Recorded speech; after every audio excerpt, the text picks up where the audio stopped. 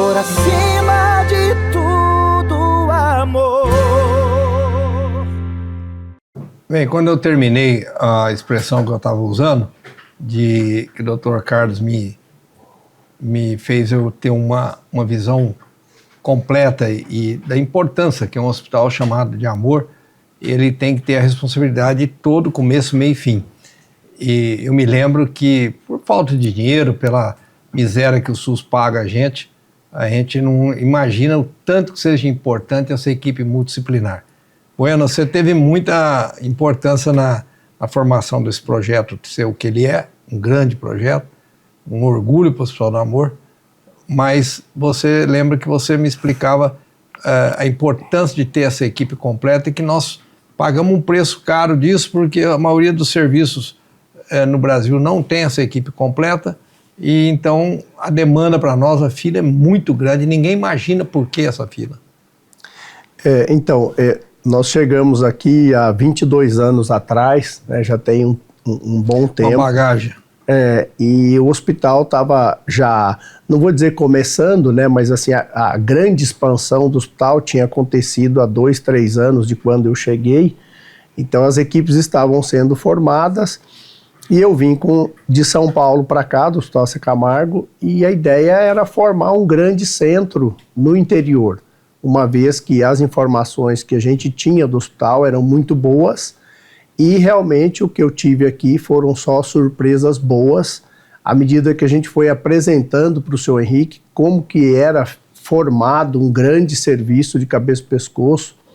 Ele, apesar de não ser médico, mas tem uma sensibilidade muito grande, ele foi entendendo a necessidade, né, de cada profissional que precisava ser agregado à equipe, né, a equipe de cirurgia plástica reconstrutiva, as pessoas que fazem ali o nosso auxílio, né, as enfermeiras, que a nossa especialidade ela demanda de muito curativo grande, as feridas, como a doutora Maísa falou, ficam sequelas e cicatrizes muito grandes no paciente. Então tem a necessidade de pessoas especializadas para fazer o trato desses pacientes, né, para que eles tenham na sua reabilitação, com a fono, com a físio, com a nutrição, vamos dizer assim, o mínimo necessário para essa pessoa, após o seu tratamento, ter uma vida social decente. E isso o senhor Henrique entendeu, e ao longo desses anos a gente montamos a equipe e a gente veio melhorando isso a cada dia, né?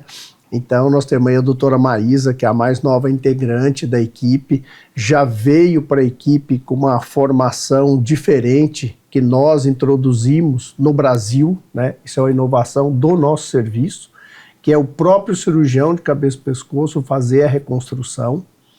Nós temos já cirurgiões nossos, assim, o orgulho que a gente tem do serviço por exemplo, hoje a doutora Maísa, ela já é a 3ª cirurgiã formada nesse molde e nós temos já 2 cirurgiãs que já estão atuando Brasil afora, formadas aqui nesse novo molde, porque a gente tinha muita dificuldade em convencer o cirurgião plástico a vir fazer a reconstrução da cabeça e pescoço.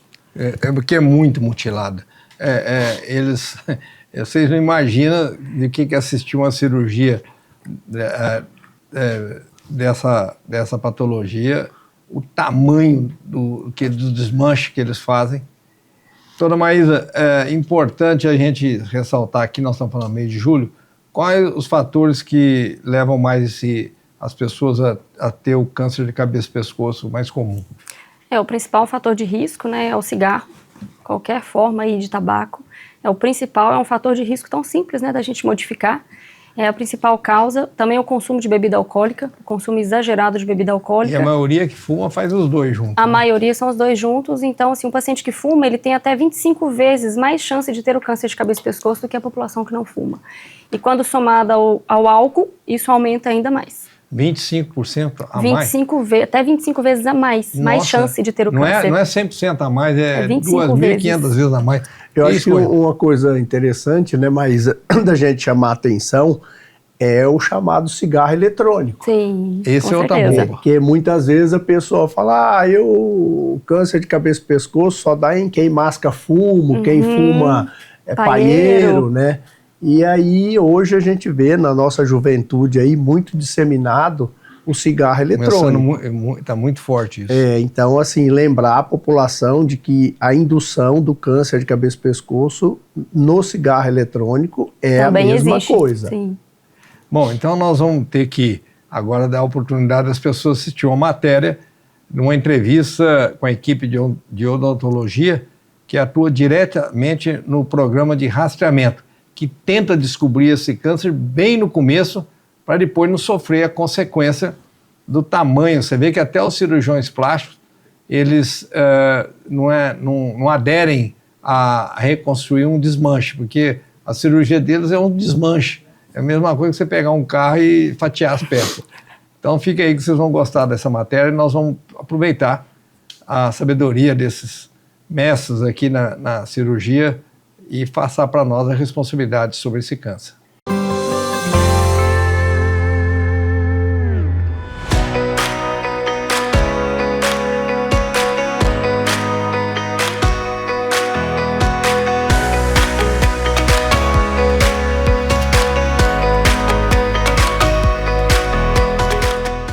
É impossível a gente falar sobre Júlio Verde, sobre prevenção de câncer de cabeça e pescoço, sem falar sobre prevenção de cavidade oral.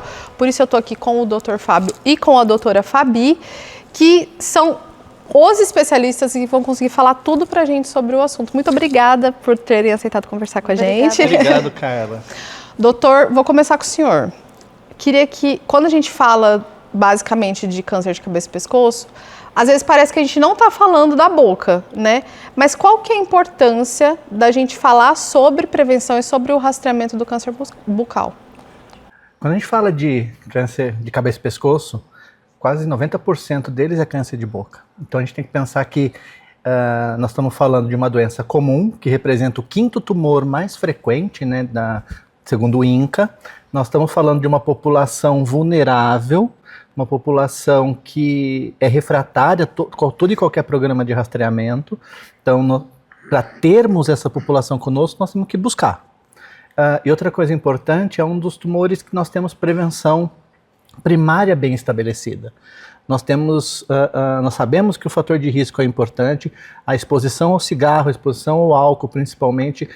Conhecendo esses fatores, fica uma prevenção muito necessária. Mais direcionada. Mais direcionada, exatamente. E outra coisa importante, os tumores de cavidade oral são os tumores mutilantes. Então o que nós precisamos é que a população se conscientize, os profissionais se conscientizem de fazer o diagnóstico mais precoce possível e, na oportunidade, fazer o rastreamento, ou seja, investigar as pessoas que são expostas aos fatores de risco e que são assintomáticos, que não tenham lesões. Doutora Fabi, queria pegar um gancho aqui na fala do Dr. Fábio. Quando a gente fala de ser uma população muito focada, a gente acaba criando algumas estratégias mais inteligentes para a gente ser mais assertivo. Sim. A gente tem um programa junto, né, com o poder público de cessação de tabagismo. Isso. Queria que a senhora contasse um pouquinho melhor sobre isso. Sim, a gente tem um apoio da Secretaria de Saúde Estadual, a gente tem treinamento para as equipes de saúde da família, para que os profissionais da saúde se capacitem para formar um grupo de cessação de tabagismo. Esses grupos são grupos de 10 a 15 pessoas que têm interesse em parar de fumar, não tem faixa etária, de qualquer faixa etária, então eles acolhem e são reuniões que são feitas semanais, depois quinzenais e depois mensais e com acompanhamento de até 1 ano. Tem a disponibilidade de medicamento, com um medicamento de uso oral e um adesivo também de nicotina para que a pessoa pare de fumar e vá se libertando, né, desse vício. Então ela começa com 21 miligramas, 14 até 7, até não usar mais. Então tudo isso na atenção básica. Ela passa pelo médico, faz as reuniões e depois de 1 ano, sem parar de fumar, ela é um ex-fumante. Então a gente tem isso aqui nas nossas unidades e que as pessoas que quiserem parar de fumar, elas podem procurar. Mas é importante, acho que a gente falar também, que mesmo as pessoas que não têm nem intenção de parar de beber ou de fumar, também é importante que elas façam parte do programa de prevenção, certo? Com certeza. Acho que tanto eu quanto a doutora Fabiana temos um entendimento muito importante quanto a isso, de que essas pessoas elas devem ser buscadas. A gente tem que trazê-las para perto por estarem expostas aos fatores de risco. E nós sabemos o quanto é difícil para uma pessoa parar de fumar. E num momento em que nós estamos falando de prevenção de doença, embora todos saibamos que cigarro faz mal, que o álcool faz mal, que nós temos que ter um programa, uma abordagem de cessação de tabagismo, é difícil para o usuário. Então nós temos que ter uma abordagem de acolhimento dessas pessoas. A nossa fala, Carla, é sempre de que a gente quer cuidar da sua saúde, independente de você fumar. Você é fumante, mas a gente quer cuidar da saúde do fumante também. A hora que você se sentir preparado, a hora que você quiser, a gente vai te apoiar para parar de fumar. Se não, a gente vai continuar te examinando.